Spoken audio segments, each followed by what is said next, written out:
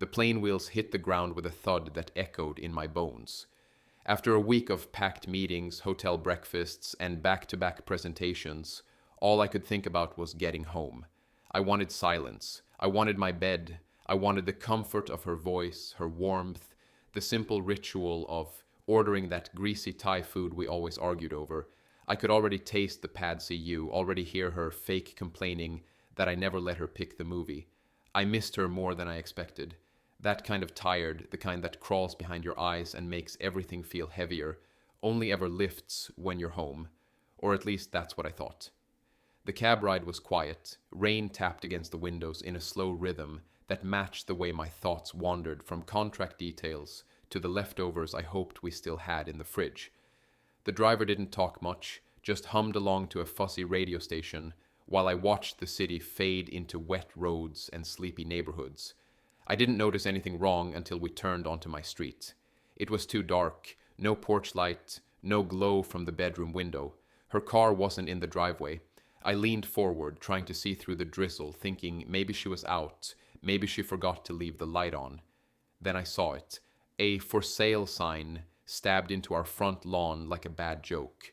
My name wasn't on it, just a realtor's name in clean, sharp print. For a second, I thought it was a mistake. Wrong house, wrong street. But no, the porch steps, the mailbox dent we never fixed, it was ours, or had been. I got out of the cab too fast, nearly slipping, paid the driver without looking. My suitcase landed with a soft thud beside me. That's when I noticed them, 3 large black garbage bags piled near the front door, slumped and shiny in the rain like they'd been waiting for me. I didn't want to look, but I knew. I stepped closer, my heart punching hard against my ribs. My fingers reached for my keys, like muscle memory. The key didn't turn. I tried again. Still nothing. My hand started shaking, more from disbelief than cold. I pressed my face to the window. Empty. No couch, no coffee table, no pictures, no sound. The silence pressed in harder than the rain. I backed away, key still in hand, and dropped onto the porch steps. Water soaked through my jeans, but I didn't care. My suitcase sat next to the bags like it belonged there, part of the mess. I didn't understand. No warning, no note. Just gone. I sat there blinking through the rain, trying to make it make sense. It didn't. The bags sat there like they had been placed with intention. 3 of them. Lumpy, slick with rain, tied in tight knots that looked like they were pulled by angry hands. The first one opened easy. My shirt from the conference in Dallas was right on top, still neatly folded like she couldn't decide if she was being cruel or just efficient. Under it, the hoodie she used to steal from my closet. It still smelled like her perfume, faint but familiar. There was a stain on the sleeve. Barbecue sauce, maybe? From that food truck we liked that afternoon in the park. I stared at it too long, hoping for something it couldn't give. Deeper in the bag were jeans we bought together, tags still on some of them. She'd helped me pick them, said they made me look put together. Her words, not mine. She used to tease me for dressing like I never left the office. I held one up, soaked now, and dropped it back. The weight of them felt heavier than denim. The second bag was worse. A cracked frame, the one that held the photo from our trip to the coast, sunburned, grinning, holding coffee cups like lifelines. The glass was broken, but the picture wasn't torn. That almost hurt more. My old iPad, dusty and unused, tossed on top of a tangle of chargers and cords. A watch I thought I'd lost 2 years ago. Birthday cards with my name on them, written in her handwriting. There was a sticky note still stuck to the front of one. Don't forget to breathe today. My chest tightened like I couldn't.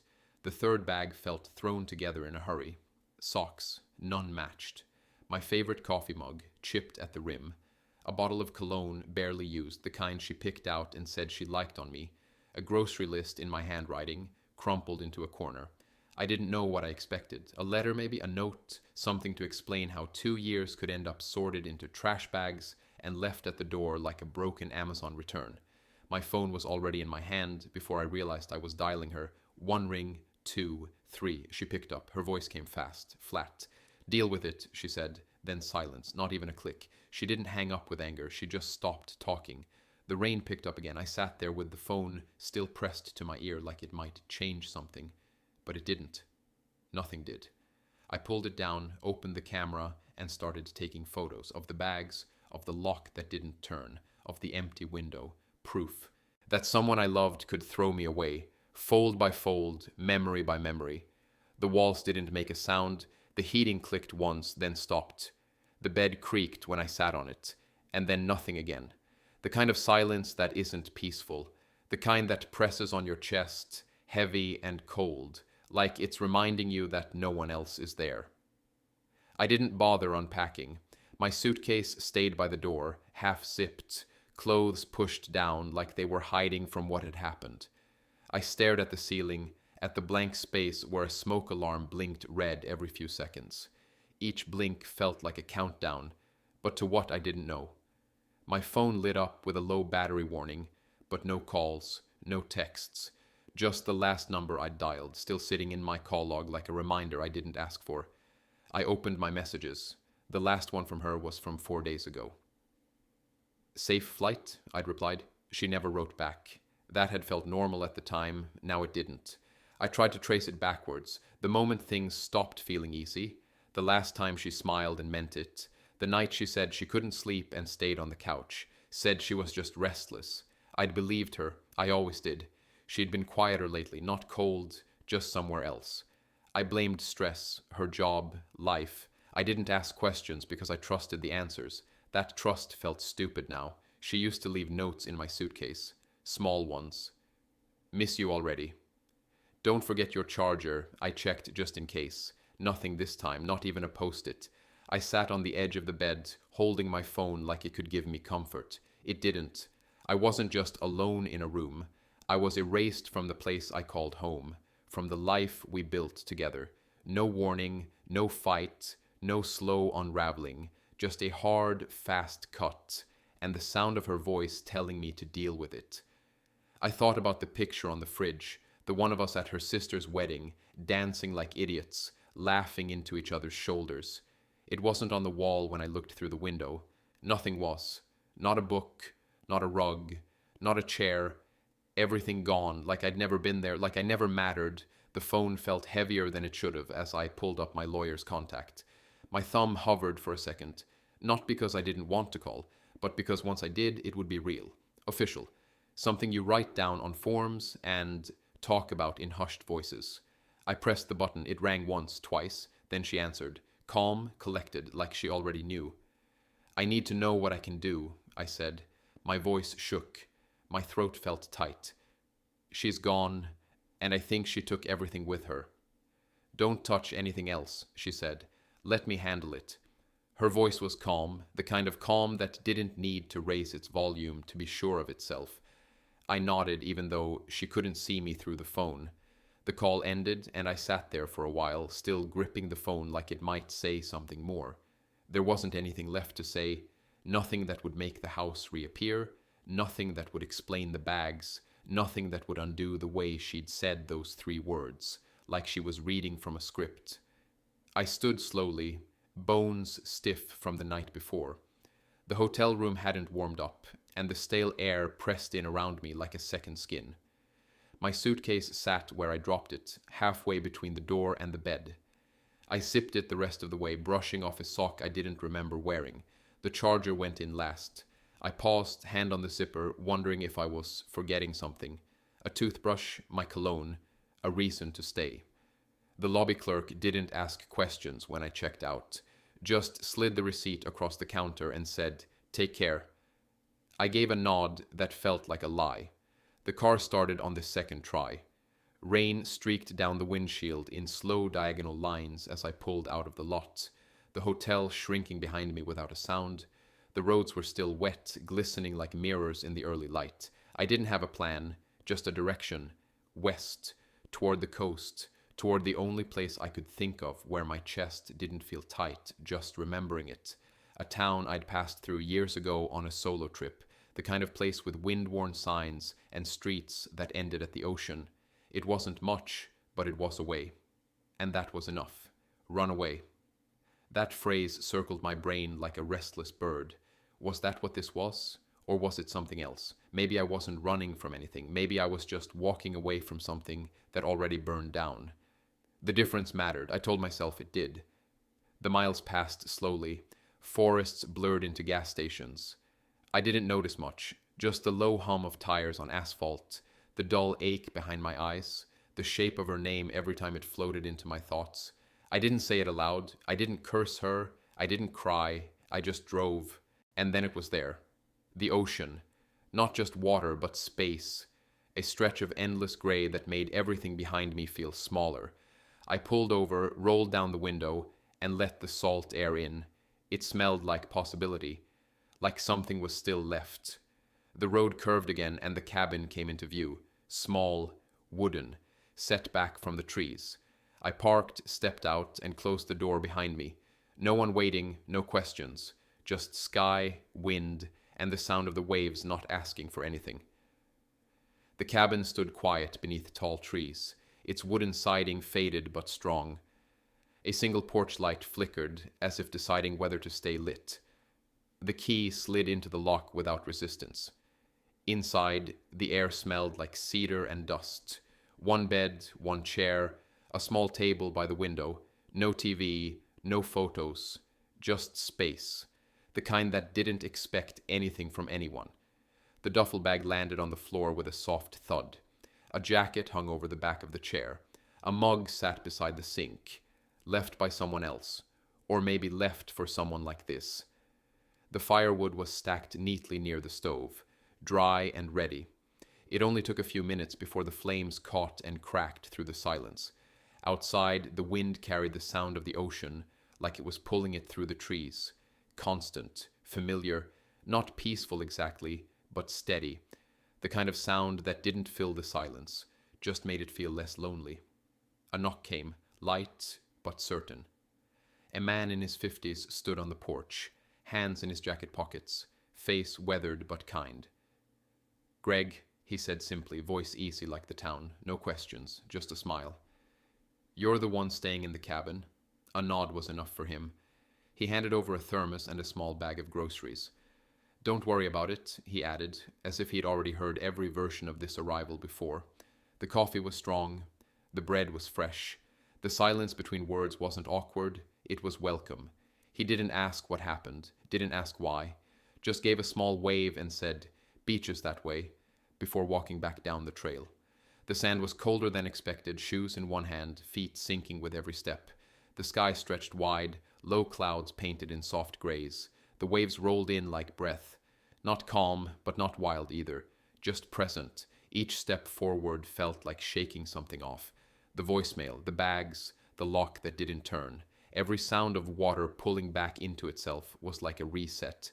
Nothing demanded attention. Nothing asked for answers. There was no need to speak. No one to perform for. No emails, no calls. Just the wind cutting across the shoreline, threading through hair and jacket sleeves. The kind of wind that didn't sting. It cleared. Sitting on a washed-up log, watching the tide inch closer, the thoughts didn't fight for space anymore. They just floated. Not good thoughts, not bad, just there. The kind that say, "You made it this far." Breathing came easier, not easy, but easier. Enough to notice, enough to feel the difference. The ocean kept moving, not waiting, not asking, just moving. The fire would still be burning back at the cabin. The bed would still be empty.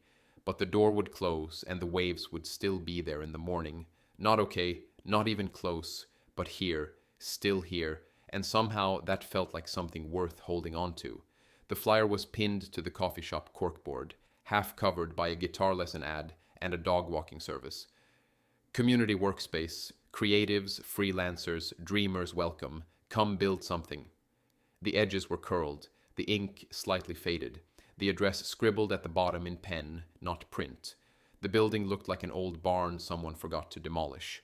Faded red siding, crooked sign, a window cracked but still holding. Inside, the scent of brewed coffee and sawdust mixed in the air. No front desk, just mismatched tables, open laptops, conversations happening in low tones. A woman near the back waved without looking up. "Sit anywhere." Her hands moved fast across her keyboard, fingers dancing through code. A teenager in the corner sketched something onto a whiteboard. Arrows, boxes, big ideas in shaky handwriting. A man in his 30s stood over a printer, groaning as it spit out another jammed page. The chair was metal, cold, but solid. A guy sat across the table, head in his hands, notebook filled with crossed-out numbers and doodles of taco trucks. He looked up, blinked like he hadn't slept. "You any good with budgets?" he asked, half joking, fully desperate. The numbers were a mess. Costs too high, estimates too low, nothing added up. He wanted to open a food truck, fish tacos, spicy ones. Something different, he said, something that could work in a small town. He talked fast, like if he stopped he might give up. The pen felt familiar in hand even after everything. Lines got drawn, expenses listed, licenses, permits, propane, vendor fees. Each scribble brought a little more order, a little more hope. The man, Lorenzo, sat straighter, eyes clearing. "I didn't think it could actually work," he said, flipping pages like they might suddenly make sense. In the back, the whiteboard kid wandered over. "What's a fixed cost?" he asked, holding a notebook with app ideas scrawled in messy ink. No introduction, no awkwardness, just trust. He listened hard, nodding with each explanation like it was gospel. "I want to build something," he said softly. "Make something real." A woman stepped out from a side room, a laptop hugged to her chest. "Can someone look at my website?" she asked the room. No one answered, so she tried again, this time at the table. She ran a bakery, needed help setting up online orders. Her voice was nervous, her eyes tired. The screen was simple, the code outdated, but it was something. Small tweaks, better colors, cleaner layout, nothing major, but enough to matter, enough to say, "I see you." She smiled at the changes, a quiet kind of smile, then said it. "Thank you." Not much, just 2 words, but they landed hard, heavier than expected.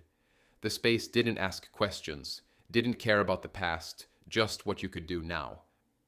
When the door closed behind him later, the wind was colder, but something in his chest felt warm. Tomorrow he'd come back. The first message came late, just a soft buzz on the nightstand, and a number without a name. 3 words. "Can we talk?" No punctuation, no emotion, just space between the letters. The second came the next day. "Please?" Then silence for a while, then more, over and over, day after day. Voicemails piling up in the inbox like waves that refused to stop breaking. Some messages were short. "I miss you," others longer. "You weren't supposed to find out like that." A few were angry. "You're being unfair." One was just breathing, heavy, shaky, like guilt made it hard to speak. One stood out, quiet, slow. "I'm sorry," she said, and her voice cracked in the middle like something inside her bent the wrong way. That one didn't get deleted, not yet. The phone stayed on silent, calls ignored, texts unread but not unopened, each one a test of restraint. Curiosity circled like smoke. What did she want? Why now? What would she say if given the chance? The answers pulled and pushed like tides, never still long enough to touch. Greg didn't ask questions when the name slipped out during a break at the co-op. He leaned back in his chair, arms crossed, eyes steady. "You don't have to do anything," he said, voice even. "Not until you're ready." The words didn't offer a fix, just space. Space to feel. The journal started as a list, dates, calls, voicemails. Then words filled the page, not about her, but about everything else. The first walk on the beach, the way the ocean sounded different at night, the boy at the co-op who sketched app icons in the margins of his notebook, the woman who brought muffins and always left with questions. Each entry loosened something, made room, made sense. Not forgiveness, not yet, just understanding. The small project started with a broken shelf. A local thrift store needed repairs. Then came flyers for a weekend market. A teen named Mason asked about budgeting, his eyes darting like he expected rejection. Instead, he got a seat and a notepad. "Write it all down," he was told. "Start from the end and work backward." He did, every day after school. The messages kept coming, but the space between them grew longer, less urgent, less sure. The voice lost its edge, lost its grip. At the community barn, the days got fuller. New faces, new problems to solve, conversations that didn't orbit around pain. One evening, Mason handed over a rough draft of a pitch. Messy, real. "You think I can do this?" he asked. The answer was easy. "You already started." The phone stayed face down on the desk. The saved message remained but wasn't played again. Healing didn't arrive all at once. It showed up in moments. A shared laugh, a solved problem, the sound of the ocean not asking for anything. She left. That much was true. But the rebuilding had nothing to do with her. This wasn't healing because she left. This was healing despite it. The ringtone barely lasted 2 seconds before the answer came. "I found something," Selene said, voice tight, clipped, all business. "You need to hear this."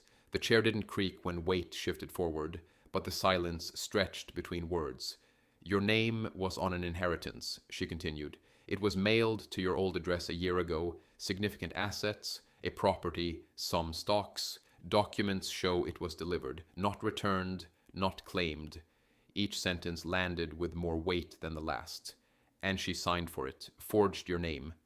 Breath held, not from shock, from confirmation. The missing pieces weren't scattered anymore. They lined up, clean and cold. "She also moved money," Selene said. "Small amounts, over months, hidden under joint expenses, personal accounts filtered through side transfers. It wasn't messy, it was planned." No questions came, just stillness. One hand rested on the notebook, the other clenched, then released. No yelling, no shaking, just calm. "I'll draft a counterclaim," Selena said. "Fraud, forgery, concealment of marital assets. We'll hit back, legally and clean." The call ended. The pen moved across the page. Dates, notes, confirmations, not out of spite, out of necessity. The night she left came back in fragments. The porch steps, the bags, the lock that didn't turn, the first message that didn't explain anything.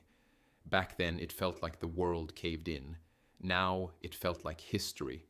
The cabin didn't change, the ocean still hummed through the window, the stove crackled like it always did. But something inside shifted. The past no longer pressed its weight on the chest. Lorenzo texted about a new idea for the food truck. Breakfast tacos. Priya sent a flyer for her coding camp's expansion. Mason shared a photo of his app's beta version. Small victories layered like bricks.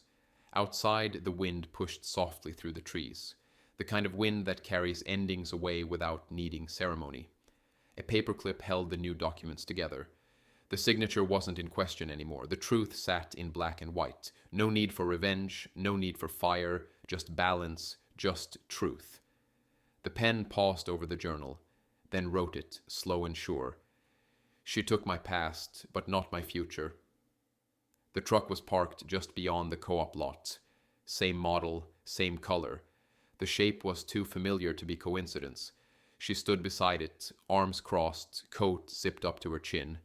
Wind pressed her hair across her face. She didn't brush it away, just waited. Eyes met first. Hers had shadows under them, like sleep had been rare. The smile came next, small, unsure, the kind that asked for something without saying a word.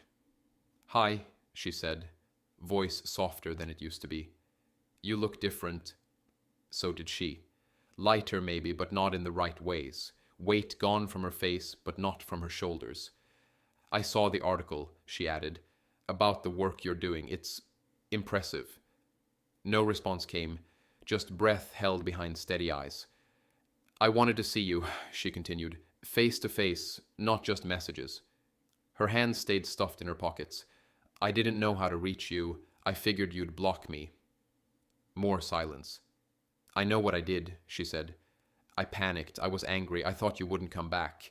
And when you did, it was too late." Her voice cracked just slightly.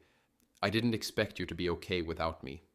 The wind moved between them. She took a step closer. "We could try again," she offered. "Rebuild. Take what we had and—" "No." One word, solid. Her mouth stayed half open.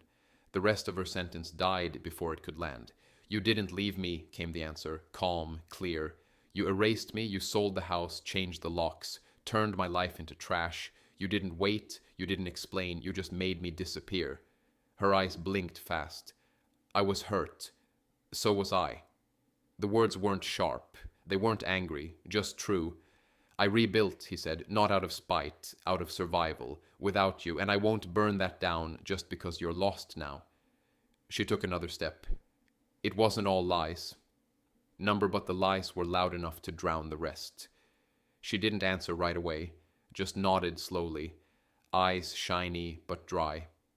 I'm sorry, she whispered.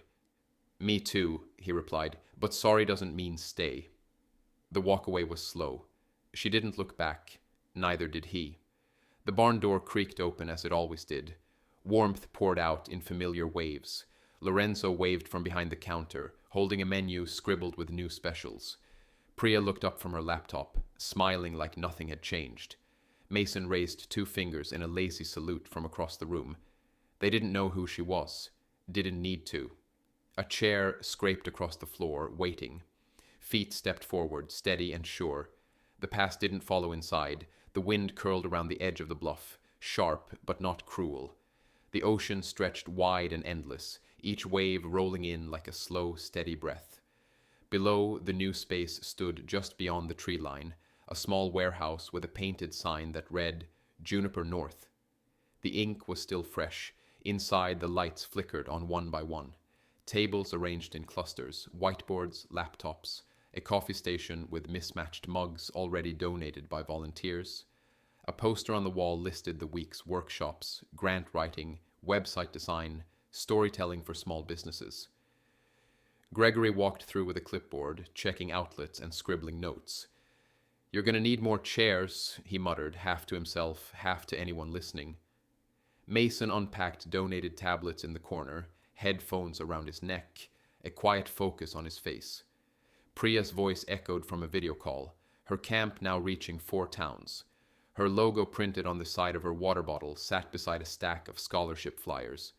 Outside, Lorenzo backed his food truck into place, climbing out with a grin and a tray of tamales. Grand opening calls for carbs, he said, handing one over. The ribbon hadn't been cut yet, but the place already lived. People moved through it like they belonged. Each face carried something different, an idea, a need, a plan, but every one of them shared the same quiet hope. The phone sat in a drawer back at the cabin, same number, same messages buried in its memory, but they didn't get checked anymore.